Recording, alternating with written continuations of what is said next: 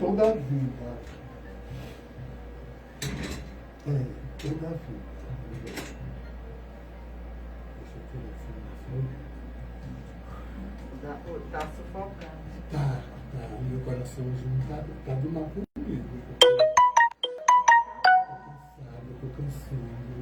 Você tá com excesso de peso. Devo estar com excesso de tudo. Pois você não fica se movimentando muito não, tá muito tempo. Mas não tem uma menina que me passou por minha casa porque eu tenho que passar. Porque se eu não passar, a casa vai criar um chiqueiro. Deixa de 2 dias. Um chiqueiro, aí pronto, dá agonia. Vamos começar, né? Bem, senhor do Bonfim, são 10h49, né? E a gente está aqui com a psicopedagoga, com a professora Eline. E esse papo hoje vai ser exatamente aquela questão, né? De de onde é que vem essa vontade de ser professor, ou se era falta de opção na época, né? Já que vamos ouvir primeiro o bom dia, né? Depois a gente completa a pergunta. Bom dia, Beto. Bom dia aos ouvintes desse programa maravilhoso. É um prazer estar aqui de novo, né? E numa data tão especial, que a comemoração do Dia do Professor, né? A lembrança do Dia do Professor, porque deveria se comemorar todo dia. Todo professor merece enaltecer o fato de ser professor. É um guerreiro, é um lutador, e principalmente nesse período de pandemia, muitos professores tiveram que se reinventar, se reestruturar, aprender muitas vezes a utilizar até as mídias, que não tinha esse hábito tão frequente. Dar aula remota é complicado, não é para todo mundo. Em pouco tempo eles se reinventaram, se reestruturaram, e hoje estamos aí com professores experts em dar aula presencial, híbrida e virtual. É professor muito inteligente, né? Muito Criativo. Muito, porque se reinventa a cada instante. É isso que eu acho injustiça o que fazem com o professor. Porque mal o professor sai da sala de aula, ele já tem que preparar a próxima aula. E tem matérias que praticamente são diárias, né? De segunda a sábado, de segunda a sexta. Mas são diárias, o professor tem que sentar ali para deixar tudo pronto, para no dia seguinte estar junto com os alunos, e nem sempre os alunos. Aliás, na maioria das vezes que eu fui aluno, fui médio, não fui bom aluno, não, fui médio aluno, que eu era terrível. Mas eu acho assim que o bom aluno tem que cooperar, e hoje em dia tem que cooperar muito mais por causa da mídia, né? Está tudo numa velocidade tão grande. Está muito rápido. Se não aprender, fica para trás. Com certeza. E o professor também, ele tem que estar sempre se reinventando, se modernizando, porque hoje você tem o instrumento, que é as mídias, e que o aluno ele tem essa habilidade muito rápida.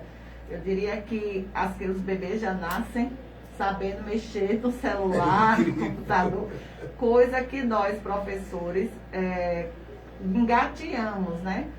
Nessa questão do Covid, nós tivemos que aprender a utilizar com mais frequência e alguns outros instrumentos que não eram do nosso dia a dia. Mas então, o que é que acontece? Aí esse professor, ele tem que estar toda hora, a cada dia, a cada momento, se reinventando, porque, assim como em outras áreas, o nosso Google, né, que é médico, que é professor, que é engenheiro, ensina tudo. E aí o nosso aluno, aquele aluno mais atento, aquele aluno mais que gosta de pesquisar, ele chega na sala de aula com coisas novas, que pesquisou, que procurou, e o professor tem que estar atento a isso também. Estar sempre à frente das novidades. E aí você diz, como? Se muitos de nossos colegas têm 60 horas de trabalho. É complicado. É uma árdua profissão, é gratificante, mas é uma árdua profissão. Tem que ter muito amor, né, Eline? Sim, muito tem que ter, você querer ser professor, né, e gostar de estar em sala de aula. toda profissão tem seus pontos positivos, seus pontos negativos. E ser professor é uma escolha, tem que ser uma escolha pessoal. Não pode ser uma escolha financeira, porque nem cabe. Não. Se for por escolha financeira, não dá certo. Se decepciona no primeiro mês do salário. Então, ser professor perpassa pela questão financeira. Temos que lutar por nosso salário? Sim. Precisamos ganhar muito bem? Sim. Precisamos ser valorizados, reconhecidos? Sim. Mas, nessa luta, nessa caminhada de lutas, de conquistas, está paralela a tudo isso a vontade de ser professor, a necessidade de ser professor, o amor pela profissão. Com certeza. Você precisa gostar do que faz, porque senão você não faz bem feito. Agora vamos fazer um passeio lá pelo passado, bem passado mesmo. Quando, vamos supor, a pessoa era aluna do colégio, vai chegando lá nos últimos anos, chegou no terceiro ano, que lá era o terceiro ano, né? E começava primeiro a ida para as salas de aula, que era o que a gente chamava aqui um anozinho, né? Antes da formatura. Os estágios. Tinha um estágio.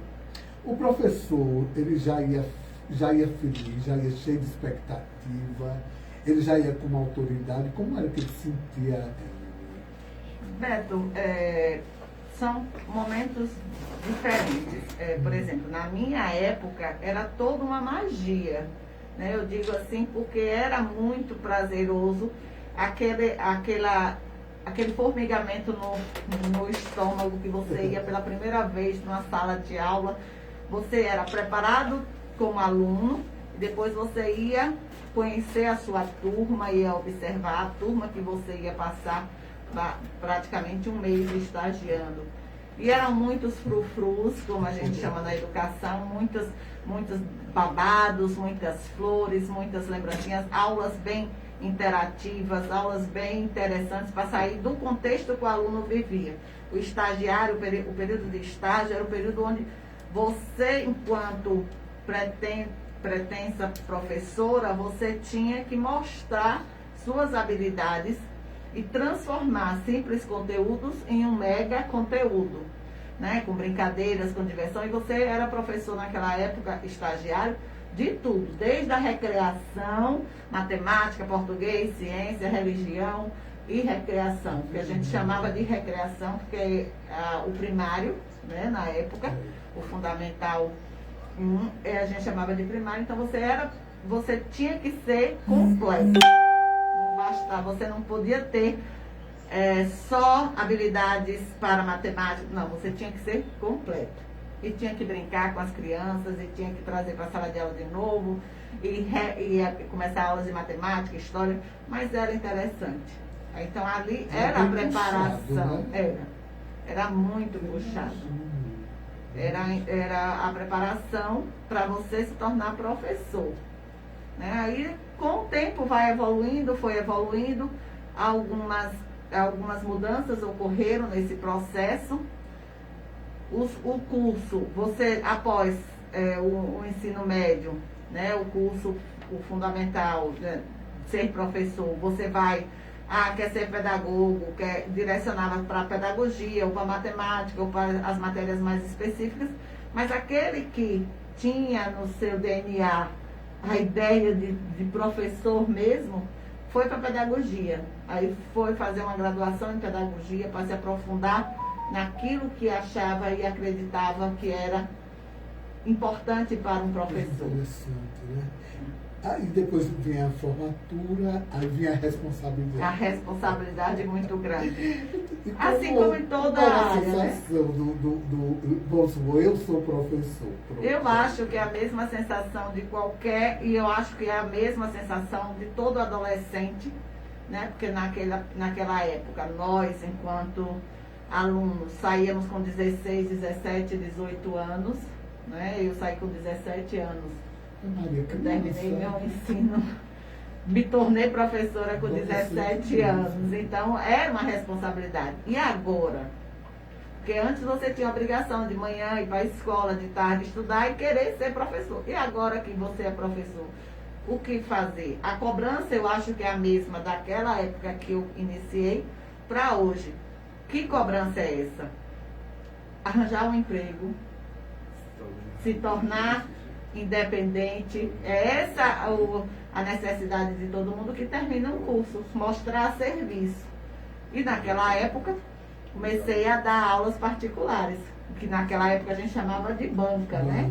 Hoje são aulas particulares. E aí, um monte de menino dentro de casa para dar aula de banca, a tarde inteira dando aula de banca, de manhã e de tarde. E foi começando desse jeito. Depois consegui meu primeiro emprego, né? Eu, na época, antes mesmo de terminar, eu já substituí a minha tia, que era professora também, então eu já trabalhava substituindo ela, fazendo essas substituições, quando ela não podia ir. E aí eu consegui meu primeiro emprego nas Sacramentinas. Eu fui ser professora do primário nas Sacramentinas. Longos 12 anos de professora de escola particular. 12 anos. Paralelo a isso, eu também, aí passei no concurso do Estado e fiquei na escola particular e como professora de Estado. Bem, mas é o vira-volta de quem é professor. E não o bastante, porque quando você é solteira, você não tem grandes apegos dentro de casa ou obrigações, aí também fui trabalhar mais um outro turno, então eu trabalhava 3 turnos. Meu Jesus, e como é que é? Cada turno com quantos alunos?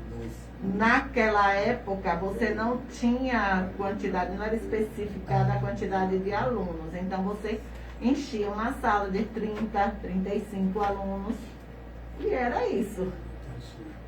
Com todo o pique da idade, com todo o pique de início de carreira. Então 3 turnos fechava 90 alunos, vamos botar 30. E aí, o grande desafio era corrigir todas as provas. Mas todo mundo dá conta. E até hoje tem professores que se viram em 3 turnos, dando conta. A grande questão de ser professor é o serviço que leva para casa. Né? Ele não trabalha só naquele instante, naquele momento. Ele tem todo um trabalho que é levado para casa. Era isso, até que o aluno deveria... Uma aula bem feita, você não pega um livro e vai ler para o aluno. Uma aula bem dada, ela é pesquisada, você vai buscar pesquisas, você vai buscar assuntos extra que possam agregar aquele conteúdo. Então, o professor, ele está o tempo inteiro estudando, o tempo inteiro organizando algo que fique diferente para aquele momento. E muitas vezes, é essa necessidade que nós, professores, temos de que o outro reconheça isso. Estar na sala de aula é uma etapa. E o restante? E o trabalho que é levado para casa? Então, quando o professor diz assim que não é valorizado, é nesses pequenos detalhes. Não é só dentro da sala de aula. E o contexto, e o fora da sala de aula.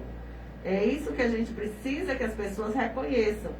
Que não é uma profissão como ser médico, ser engenheiro, ser bancário. Sim, aquele ficou lá.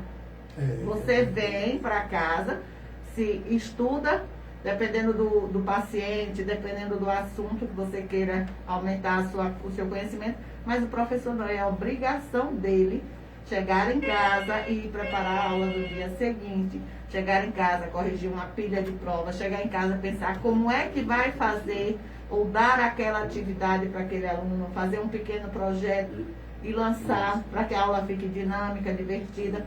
Então, são esses reconhecimentos que são necessários na nossa área enquanto professor. Eline, no caso, porque o professor é humano, o professor tem problema, né?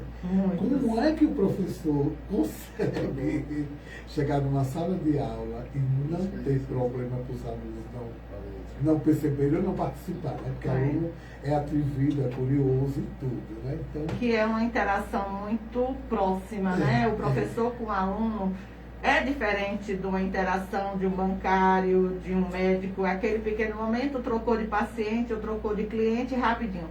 Mas o professor, dependendo da série que ele trabalha, ele fica a tarde inteira com aquele aluno, né? Então ele tem que aprender, já no curso a gente já tem um pouco dessa aprendizagem, já é levado a entender que os seus problemas são seus e não do outro, mas tem pessoas que não conseguem separar, né? Você tem pessoas que, tem professores que não conseguem separar a sua vida pessoal da sua vida profissional. E muitas vezes nós chegamos tristes dentro de sala de aula assim, um problema que aconteceu em casa, mas de repente você precisa ir trabalhar e que tem que superar, e que o aluno não é responsável por aquilo. Então você tem que dar o máximo e nem sempre a gente consegue.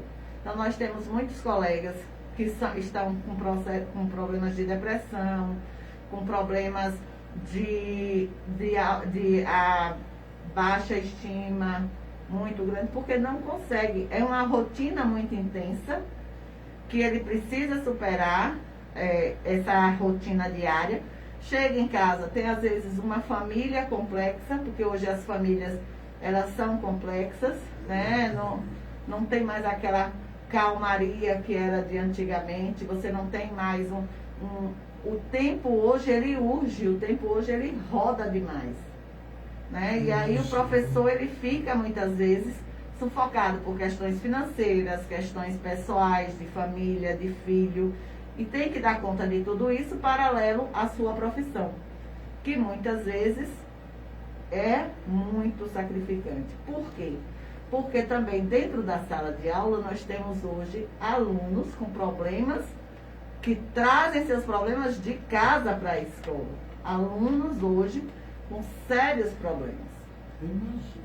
Né, de criação, de psicológicos, crianças muito mimadas, crianças muito que não foram educadas em casa, porque o professor não é para educar, é para... Educação caseira cabe aos O pais, professor né? ele está para ensinar a aprender conteúdos. A educação, essa educação, ela tem que vir de casa. Porque na minha época nós tínhamos aquela aula de trabalho manuais, que eu não lembro agora o nome. Arte. Né? Arte.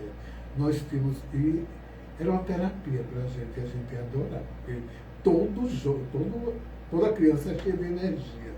Né? Então quando chegava a professora de arte, era chegar um anjo. Né? Todo mundo gosta. Na minha opinião, às vezes eu estou na casa pensando, eu devia voltar, porque a criança daquela época eu acredito que seja mais quieta do que a de hoje. Né? Que a gente tem N possibilidades, tem N conhecimentos. É assim, Beto, né? A educação, assim como a nossa vida, ela vai passando por fases. A nossa época, ela não cabe mais nesse contexto atual. Então, o que é que traz do passado para a modernidade? As habilidades manuais. Se você perceber, hoje nós estamos voltando a ter essas habilidades manuais num contexto diferente. Não colocar o aluno para fazer, como eu tive aula de artes, então eu ia fazer bonequinhas. Nem sempre, bonecas de tecido, bonecas de pano, porque na minha época que eu estudava era só meninas, então tinha essa questão. Hoje você tem uma sala mista, onde os meninos eles interagem com o computador, interagem com as mídias, com as redes. Então hoje o aluno ele não tem mais essa paciência e nem cabe mais nesse contexto essas habilidades. Essas crochê, o tricô, essa parte. Mas se você perceber, a sociedade está resgatando essa parte antiga, né? Porque hoje em dia se entende que as atividades manuais, uma pintura, um crochê, um tricô, uma costura, ela faz com que você relaxe, ela faz com que você mantenha aquele momento só seu, mantenha aquele momento de tranquilidade. Né? Então, nas escolas, estão se usando outras maneiras outro tipo de atividade artística, né, para desenvolver habilidades e competências desse aluno, que naquela época era através de crochê, de tricô, de desenho. Era diferente. Era. Né? Vamos ao bloco do comercial, deixa eu visitar aqui. Ah, mas Ó, o pessoal está perguntando aqui e aqui não entra. Ok. Então, tá muita gente assistindo.